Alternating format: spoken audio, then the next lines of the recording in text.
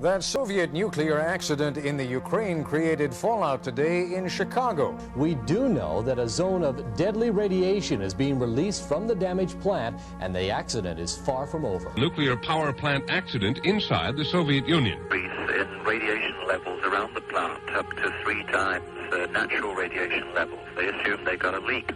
Chernobyl accident is almost half a world away. Residents throughout the Northland are worried about the possible health effects from fallout, worried about the safety of our own nuclear reactors, and worried about the possible economic consequences of the accident. On the 26th of April 1986, an event took place that officially killed 31 people and left an unknown number of people affected for the rest of their lives. It rewrote the safety rules in nuclear energy and caused the 1,000-mile radius to be safely uninhabitable to humans for a few hundred years. It was the Chernobyl nuclear disaster, and in this video you will see that if it wasn't for 3 almost forgotten heroes, things could have been so much worse. First, let's go back to March 1970. Work begins on the construction of the Chernobyl nuclear power plant located near the city of Chernobyl and Pripyat in northern Ukraine. By 1983, 4 nuclear reactors are built, and between them they are powering 10% of Ukraine's electricity. Fast forward to the early hours of the 26th of November 1986, 16 years after the plant's commission, and workers at the nuclear plant are carrying out a test on reactor number 4. There are many inaccuracies and thoughts that the test violated several safety regulations, and this combined with the flawed design in the reactors used at Chernobyl caused a sudden power surge and an emergency shutdown was implemented. This failed, and as the workers could feel the ground trembling beneath them, they knew something bad was coming. Seconds later, an explosion occurs, followed by a second, more powerful explosion that blasts the 12-ton cover off of the reactor into the air, releasing deadly radioactive vapor and a spray of colourful bright fire 1,000 meters into the sky. The alarms were activated, and the first on the scene were firemen. It said they had no idea what they were dealing with, but knew the risks of the radiation, and if they had followed regulations, they would have never gone near the reactor, but had no choice. They tackled the blaze without any protective gear, exposing themselves to deadly radiation, and despite their efforts, the fire could not be brought under control. 2 men died that day. The night shift main circulating pump operator, who was most likely killed immediately as his body was never discovered, and the automatic systems adjuster who was found unconscious in room 604, pinned under a fallen beam and was contaminated by radioactive water. To show how much radiation this man had been exposed to, one of the power plant workers suffered a radiation burn on his back, where this man's hand was located when he helped carry him out. There is an unconfirmed story that shortly after the explosion, many locals gathered on a railway bridge that had a good view of the nuclear plant to witness the colourful flames coming from the reactor. They had no idea that in the air was a lethal dose of radiation. Apparently no one survived, and the bridge is now referred to as the Bridge of Death. Like I said, this is unconfirmed, but the bridge does exist, and if people were stood there for long enough, there is no denying they would have been exposed to deadly amounts of radiation. Tales aside, in the days that followed the explosion, the authorities were slow to react and acknowledge the dangers posed by this accident.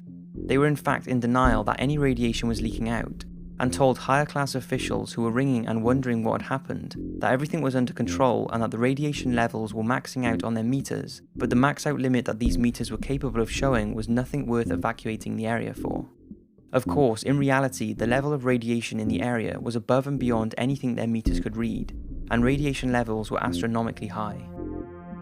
In the nearby town of Pripyat, the people were told that it was a fire at the power plant and that they had nothing to worry about, so life carried on as normal.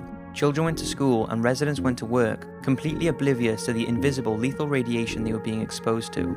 The levels were 15,000 times higher than usual and rising. It took 30 hours before the Pripyat residents were ordered to evacuate. An 18-mile area around the power plant was closed, and residents were given 2 hours' notice to gather their belongings and get out. They were told they'd be returning in a few days, but this never happened. Around 43,000 people who once called Pripyat their home were now known as the first atomic refugees, a title they never imagined being given. The only people left in the area was one old man who refused to evacuate and was found dead in his home just a few weeks later, and the military and scientific delegates who were tasked with getting the still-burning reactor under control. They were living unprotected in the local hotel, seemingly unaware of the dangers posed to them from the extremely high levels of radiation. In the days after the explosion, clouds of radioactive matter were being blown north, drifting over Russia and reaching as far as Sweden. Despite radioactive dust raining down on Stockholm, there was still no official report outside of the Soviet Union. It took 3 days for the rest of the world to know, and this coincided with a report that a US spy satellite had spotted the wreckage of the burning Chernobyl plant. By now, the whole of Europe was at risk of contamination. The plant was still burning, and something had to be done urgently to put out the fire and seal reactor number 4 to prevent any more radiation from spewing out. Pilots were brought in to fly helicopters above the reactor and dropped thousands of tons of sand, clay, and neutron-absorbing boron onto the blaze, in an attempt to smother the flames and neutralize the radiation.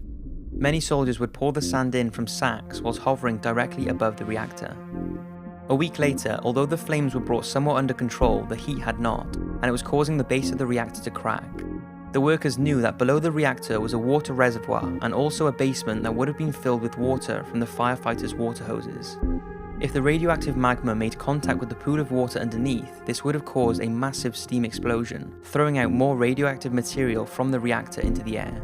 Therefore, it was absolutely necessary to drain this water. By doing so, another explosion could be prevented, and the area below the reactor could then be filled with liquid nitrogen to cool it. 3 plant workers who knew where the valves were that would allow the water to drain volunteered to go down there. These brave men went underneath with what turned out to be a faulty lamp to locate the valves in complete darkness and swam through highly radioactive water. They opened the valves and returned back, but sadly all died shortly after from the radiation, something they knew would happen as a result of their heroic feat. With the water drained, the authorities called on the help of 10,000 miners, with the aim of tunneling underneath the reactor to cool the base down and stop it from melting through the ground by pumping in liquid nitrogen.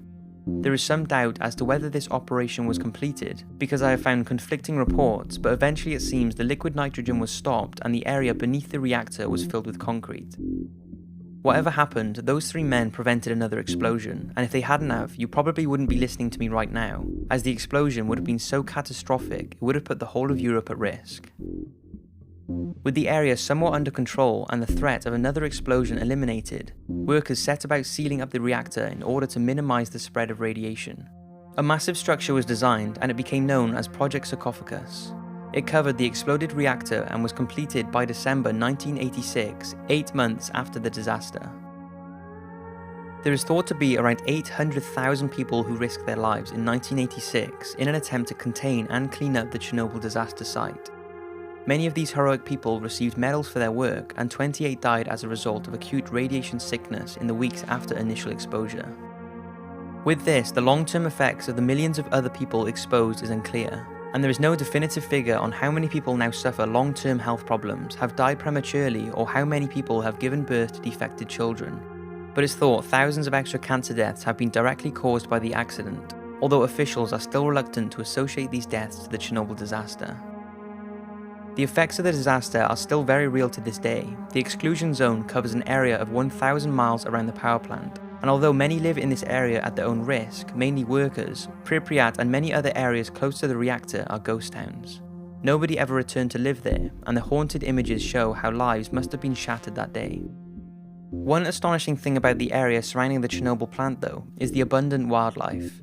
Despite the area still being contaminated, many animals who were disappearing from the area around the power plant prior to the accident have thrived, and studies have shown that deer, elk, wolves, and wild boar seem relatively unaffected by the contaminated land. These findings contradict original thoughts that the disaster would have a detrimental and devastating effect on the local wildlife, creating deformed, alien-like radioactive creatures, but they all seem to be living happily in the environment, although some animals have had a rise in deformities and the invertebrate population has decreased, but nowhere near like experts had predicted. The Chernobyl disaster initially took the lives of 2 workers, followed by 29 people later from radiation-related deaths and 4 men from a helicopter that crashed trying to contain the fire at the plant. In total, the Chernobyl accident cost the Soviet Union the equivalent of £200 billion and drove millions from their homes, making it the biggest nuclear disaster in history, and we can all only hope that it will stay that way forever. I never really knew the full extent of this disaster before heavily researching it, and I've realised how devastating it must have been for those involved. I hope I have shone some light on the build-up, the event and the aftermath, and also those 3 men who prevented something much worse from taking place. I hope you've enjoyed this video, thanks for watching, and I'll see you again in the next one.